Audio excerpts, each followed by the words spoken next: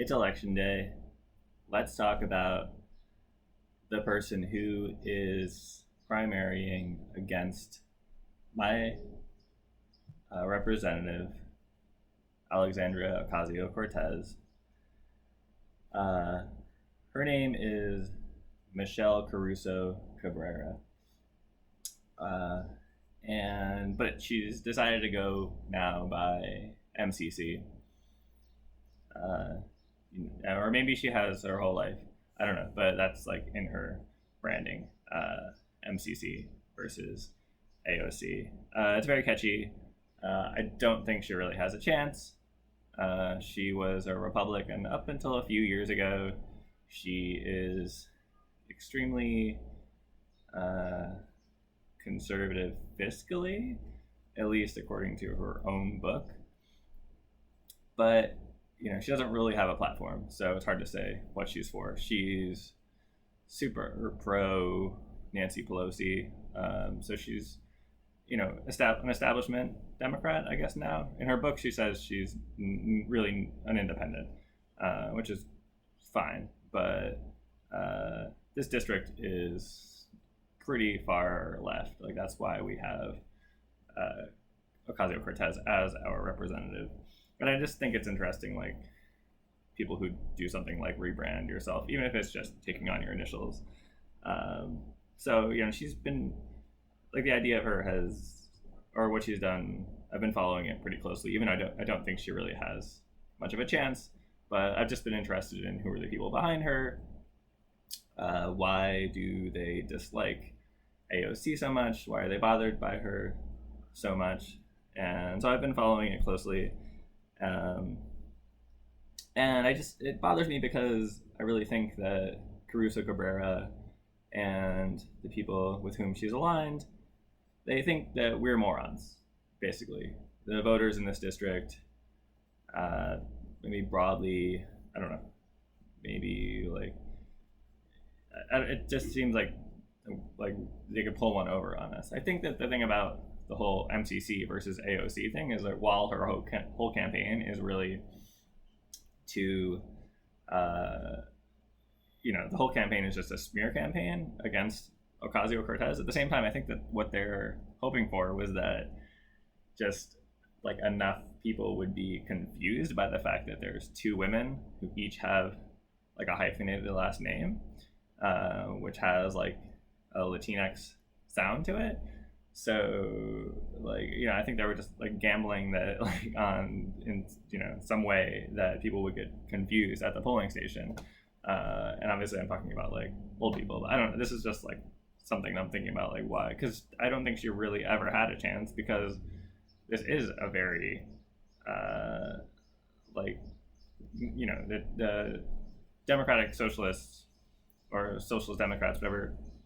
Like, we have like the biggest branch in New York City here in this district, like the 14th district. So like, why would we choose? How could like a moderate, like a so-called moderate Democrat, who's actually just like really like a neoliberal Republican who had joined the Democratic Party, like why would we primary that person? It's just this like sort of cynical approach to politics. It reminds me of the whole like drain the swamp thing, right? That Bunkerboy ran on, and like I don't think he's talking about it anymore.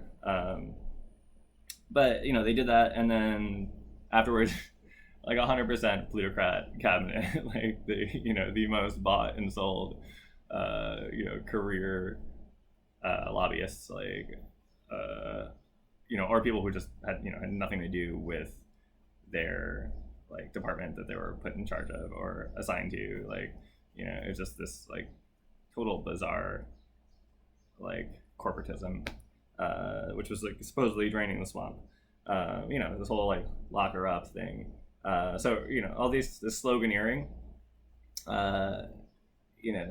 Caruso-Cabrera's slogan is AOC is MIA, and it's ridiculous because like we had this lockdown, we had these stay-at-home orders, for lack of a better word, and because of the Mar-a-Lago virus, and AOC was down in Washington because, like, why would she be, because that was her job. Like, she had to vote on these pieces of legislation because we're all Keynesians, and we need these, like, bailouts for people. Like, why would she, be coming up here during this lockdown order and a pandemic to literally, like, that could endanger people's lives. She could be, like, exposed to germs and go back, either bring them back down there or, like, it was what we were told not to do. And this Caruso-Cabrera person, she, lived in, like, Trump Tower up until like a year ago maybe, and then she moved to Sunnyside. And her whole thing was, like, she was all over Instagram, not all over Instagram, just 5,000 followers. But she, had all these photo ops with herself, like, giving out protective equipment to, people in the healthcare industry, or rather, people who work at hospitals. And, that's great. Like, I, don't fault her for doing those things. But that was her argument, that she was on the ground, like, helping people while Ocasio-Cortez was in Washington, which, like, Ocasio-Cortez has the job. Like, you quit, MCC, like, to speak to her, like, you quit CNBC a couple years ago, and I don't know what you've done since then. Like, I guess it was all leading up to this primary election. And obviously it's silly to do this video now, but, like, I've been thinking about it for a while, putting it off. But, like, I now do know, the closer it got to the election, like, the more it came out, like, who was backing her. So I do have more information than I ever did. And I think there's a good chance that she, even when she loses the primary, that she's going to continue on the ticket. Like, I don't know, like, I mean, I'm not sure if you can do that. I think you still can, though. I mean, we're a ways away from November, right? Like, whether it's on the Republican ticket or, like, an independent thing. And, her whole thing is, and there's a good video that I'll link to, where someone watched one of these virtual debates, like another YouTuber, I forget their name at the moment, but they pointed out that MCC, with her sloganeering and her, like, instead of having a platform, just attacking the incumbent, like, with her AOC as MIA thing, that, she's doing this thing in politics where you don't have to have a platform because it's all about, like, speaking points and, like, and, like, getting, like, empathy, eliciting fake empathy from the person on the other end, like the voter.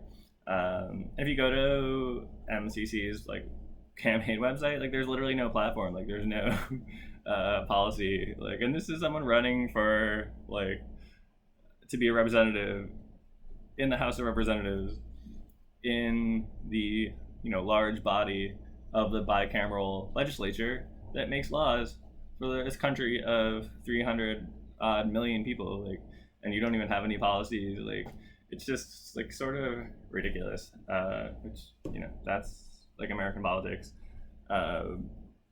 So let's get into her book, Michelle Caruso-Cabrera's book that she put out, like, 10 years ago. But, I mean, she's a grown woman. Like, she was a grown woman when she put it out.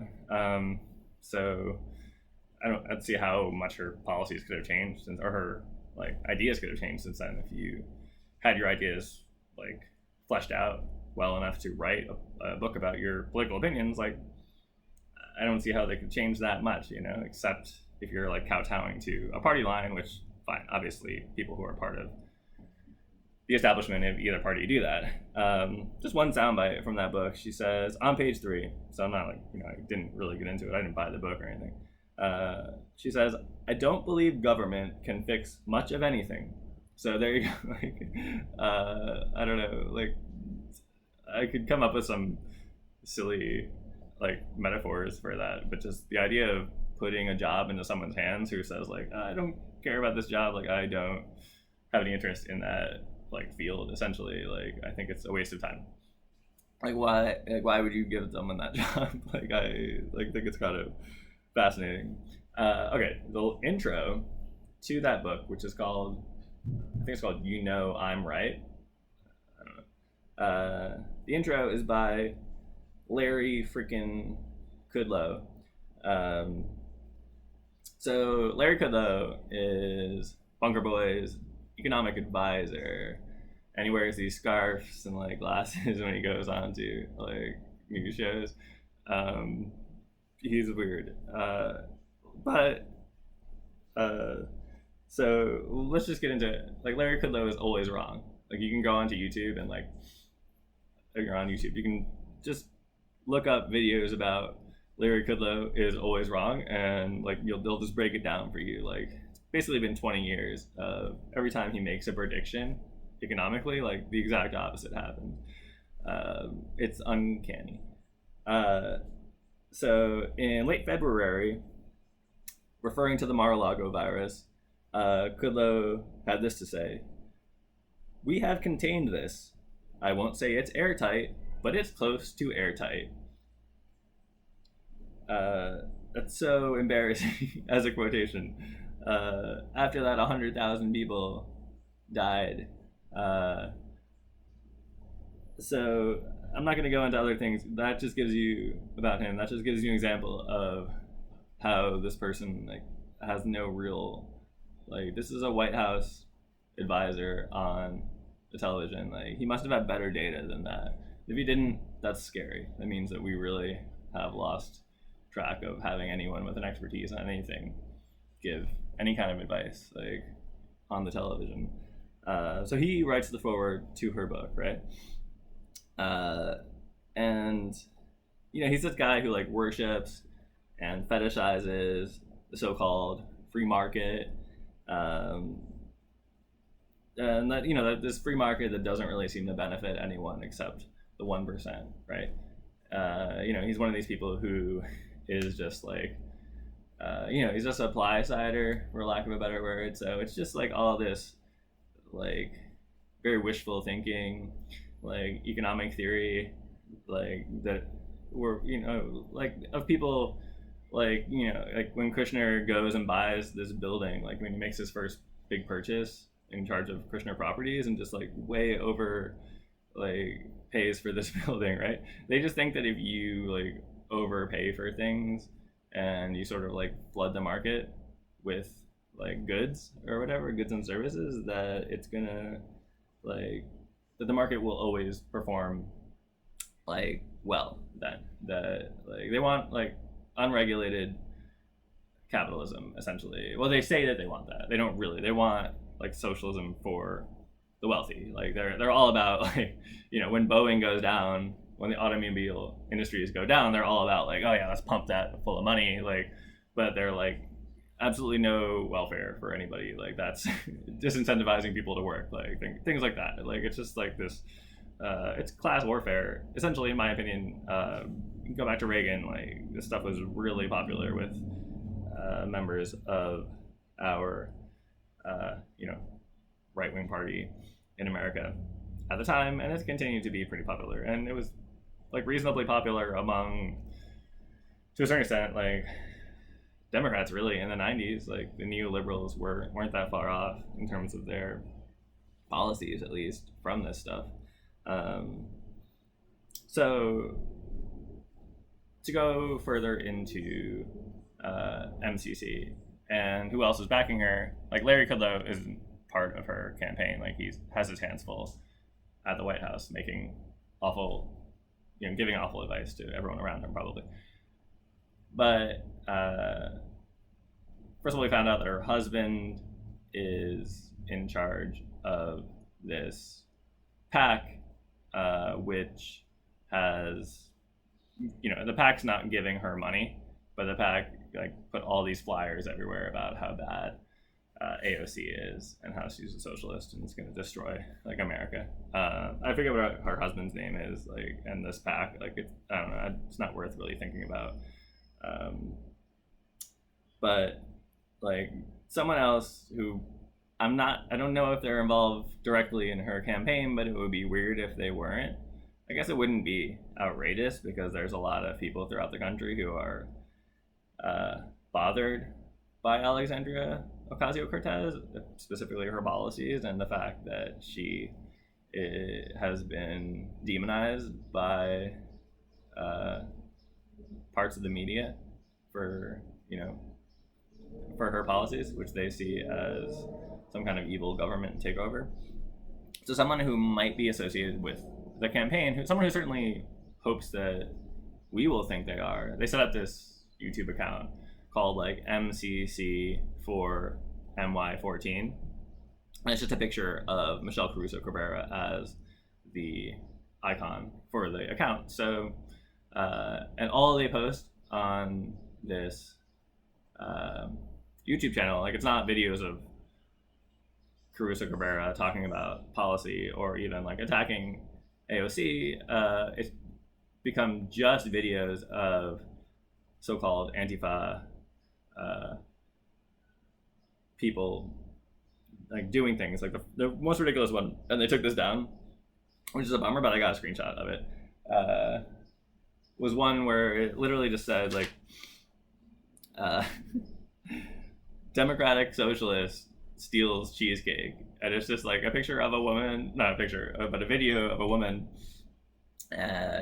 in sort of black bloc clothing, right? Like, but she's just like carrying this cake out of a store. Like, there was like it's not this like wild looting situation, but she had gone into a store apparently and like stolen the cake. I don't know. We don't see like she could have bought the cake too. I don't know though. Like, but it's just like the fact that they would call this woman a Democratic Socialist. Like, it's weird because in this video they don't even say like Antifa. For some reason it's like Democratic Socialist steals cheesecake, and that was like, I just found it like, and I left some comments like making fun of it, like of course before this video was taken down. But that gives you the sense of the kind of high quality content which is on the MCC for NY14 YouTube page. So go check it out. I mean, they have, they're tied with me with 4 subscribers, I think now. Maybe they pulled ahead today, but so she's not getting a lot of traction amongst the young folks like on the international webs.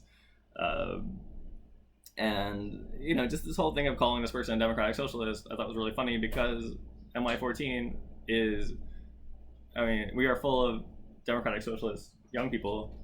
Like I said, we have like the biggest chapter in the boroughs, I believe, of Democratic Socialists of America, and like we have Diversity Plaza, where AOC comes pretty regularly, where we had like, I don't know if Bernie ever showed up there, but there were certainly a lot of rallies for Bernie. There were certainly a lot of rallies against social injustices at Diversity Plaza. It's amazing, and so the idea of using Democratic Socialists as a pejorative, or social democrat or whatever, like, it's just like kind of funny to me, like, and specifically in this district itself. Like, I don't understand if you don't agree with their policies, because they're a lot better than anyone else's policies. But and then on this YouTube channel, MCC for NY14, in the About section, it says a grassroots campaign, like, to get this person elected or something. And I just thought that this was like the funniest thing, this use of the word grassroots, because like the people who are supporting this candidate are like, she's bought and sold by like corporations, the Chamber of Commerce, all these MAGA donors, Bunkerboy donors, like all these big corporations are like the ones funding her. There's something grassroots about it. Like, the people, if you go onto her Instagram, like everyone, like a lot of people commenting, some of them are like, they're from Queens, some of them like a lot of them are from different parts of the country. They're like, I donated, and they're obviously Republicans, like they're not like centrist Democrats in other parts of the country. They're getting real psyched up about like this race in Queens, like a place that they don't care about. Like, they're they're MAGA, like they're not billionaires to people on Instagram, but they're MAGA heads like through and through.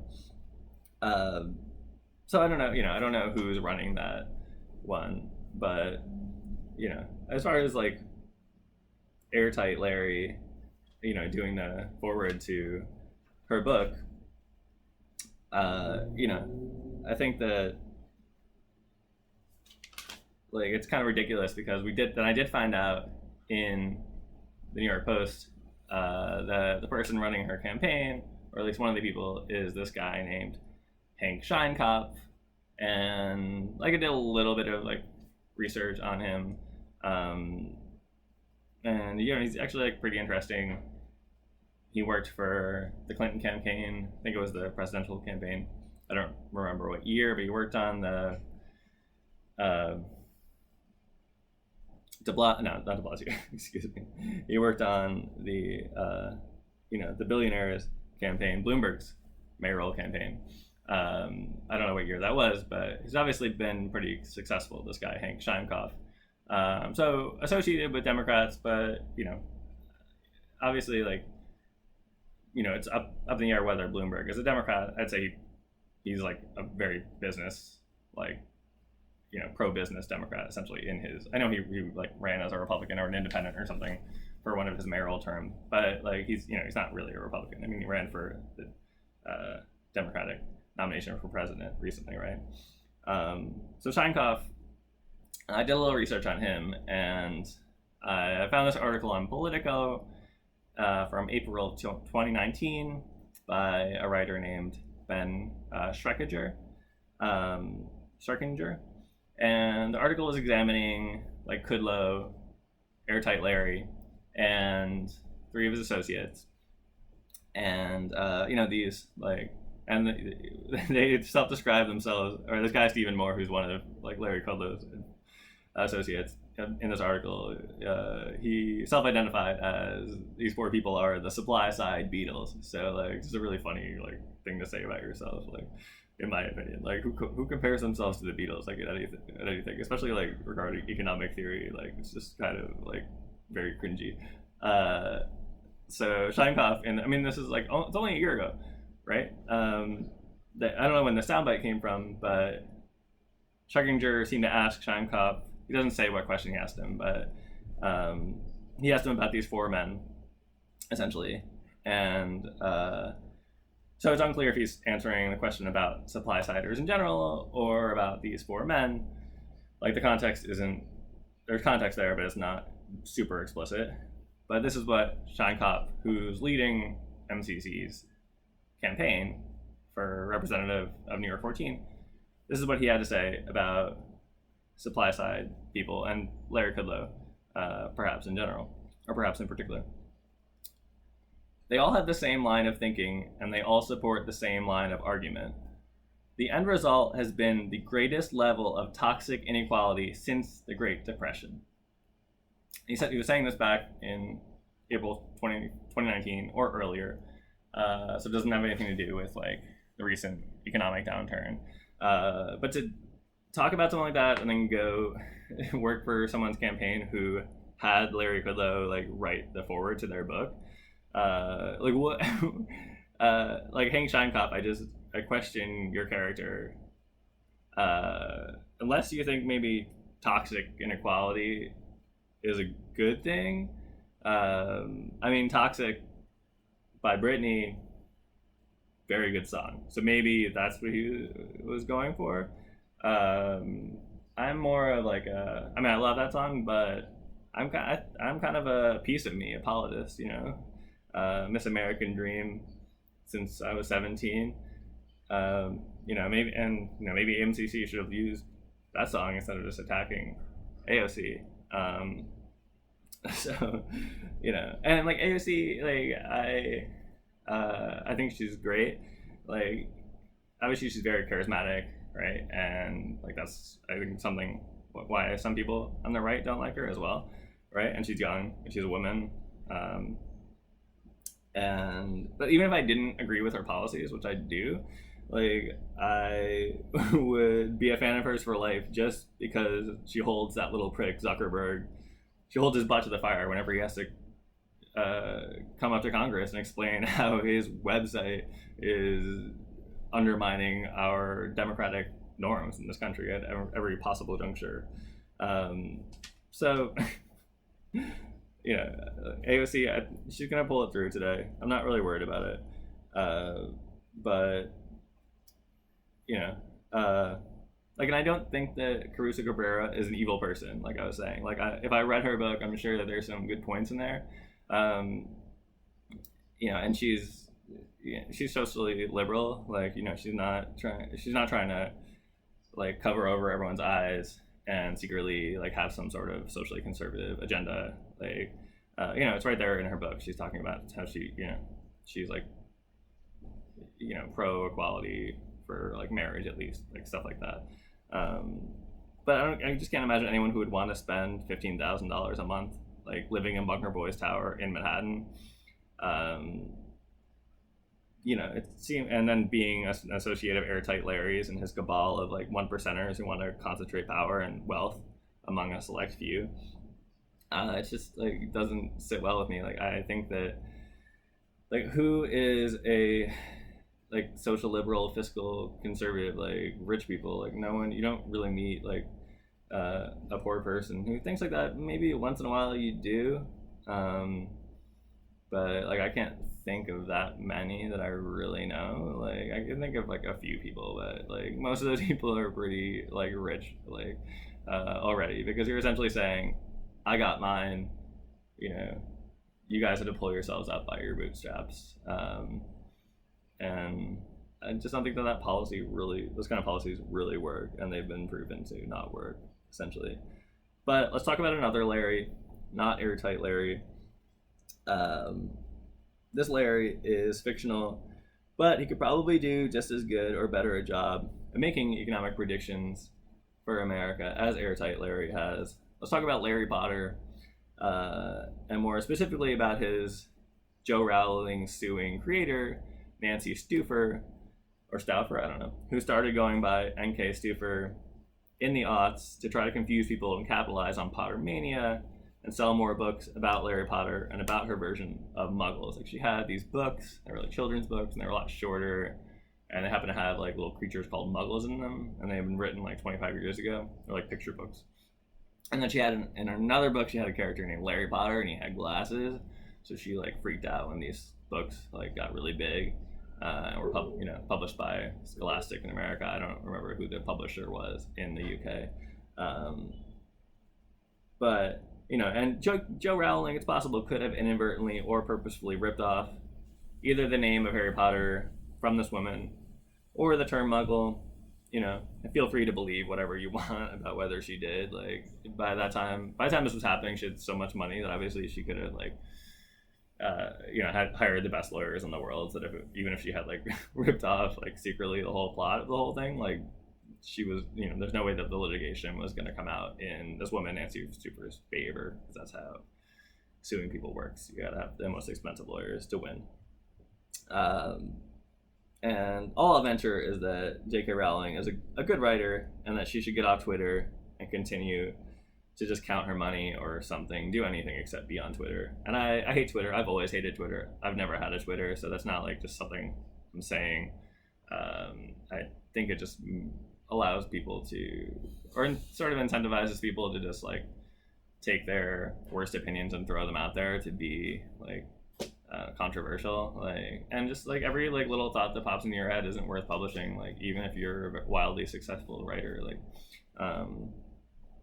so I just thought it was funny that like, so Nancy Stufer starts to go by NK Stufer and like gets those books republished, like, so she, to try to confuse people, like, and this is when the like Harry Potter books were big, but it was like maybe the first 3 had come out, maybe 4, so like they were big and they were like sensation, but like it was, you know, it wasn't 8 movies in, you know what I mean? So she was hoping to sort of confuse people by having like her name in a similar fashion as the person that she was suing at the time. So that just reminded me of what MCC is doing, like, and it just like shows like a sort of disingenuous thing. Like if I all of a sudden woke up tomorrow and was like, oh, I'm gonna go by my initials, like call me by my initials to everyone, like you would be, you know, I mean obviously it would be my choice to do that, and it's anyone's choice to go by whatever name they want, and I support that. But you would think like, oh, well, where is this coming from? You would think that there was some kind of impetus to have that, right? And you can think about like, you know,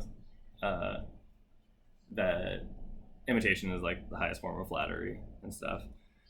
But you know, if you want to piss off Joe Rowling, go buy NK Stufer's books and maybe like give them great reviews. Say on Amazon that they're better than. I don't think she'll really be bothered by it, but you know, but at least you know that, or we don't know, but there is a good chance that NK Stufer or Nancy Stufer is not a TERF. Like at least she's not an overt one on Twitter. So go support her.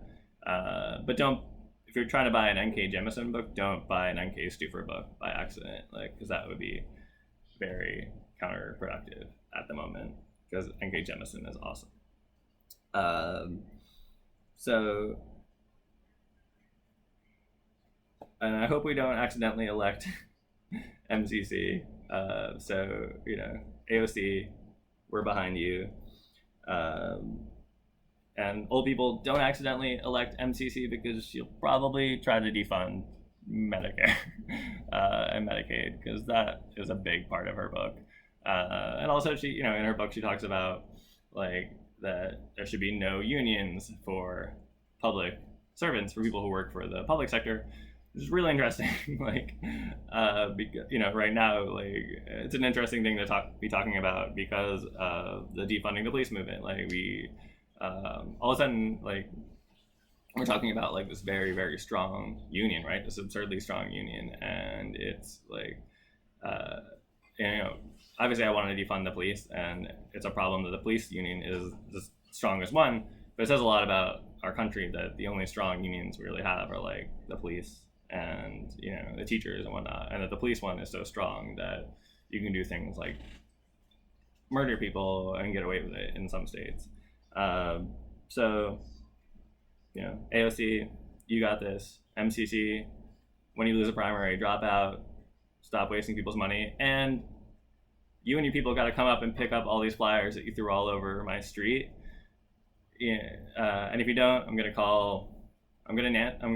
Karen you. I'm not gonna call 911, so I'm not gonna full on Karen you, but I'm gonna call like 311 or 411 or 511. I'm gonna call all the 11s, starting with 1 through 8, and just tell the government how you took all these flyers and threw them all over my street, because that's littering, and Captain Planet said that that's not correct. So fortune passes everywhere, and see you later. Thanks for watching.